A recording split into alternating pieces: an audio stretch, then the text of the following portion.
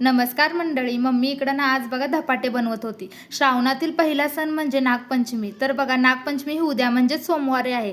तर आज रविवारी बघा नागचतुर्थीचा उपवास म्हणजे आपल्याकडे भावाचा हा उपवास म्हटला जातो. आज भावाच्या उपवासा दिवशी तर नागदेवतेची पूजा केली जाते. त्याचबरोबर नागपंचमीला पण केली जाते. आमच्या गावाकडे तर असे मातीचे नागोबा मिळतात, तर घरामध्ये त्याची पूजा केली जाते. पण काही ठिकाणी म्हणजे शहरांमध्ये बघा असे मातीचे नागोबा मिळत नाहीत. मग तेव्हा ना नागोबाचे फोटो आहेत ना सगळीकडे मिळतात. मग तेव्हा नागोबाच्या फोटोची इथं पूजा केली जाते. मग नागदेवतेला बघा इथं लाह्या, हरभुरा म्हणजे आपण त्याला काबोली म्हणतो आणि त्याचबरोबर धपाटे याचा नैवेद्य असतो. मग इथं बघा मम्मीने धपाटे बनवून दिल्यावर काकूने असं इथं नैवेद्य दाखवलेला होता. आणि तुम्हाला सांगायचं म्हटलं तर आमची आजी बघा इथं नागोबाचं चित्र काढत होती. पूर्वी आमची आजी बघा भिंतीवर असं मोठं चित्र काढत होती, पण आता ही कागदावरच असं काढून दाखवत होती. आणि वैष्णवी बघा किती बारकाईने तिकडे लक्ष देत होती.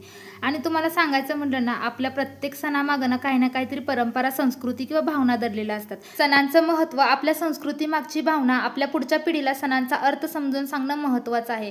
कारण तीच अशी पुढची पिढी असते की ते आपले प्रत्येक सण संस्कृती जपणार असतात. आजीने पण सुंदर असं बघा नागदेवतेचे इथे चित्र काढलेलं होतं. मग ते चित्र बघा असं मी भिंतीला चिटकून ना त्याची पण पूजा करून घेतली आणि नैवेद्य दाखवून घेतला.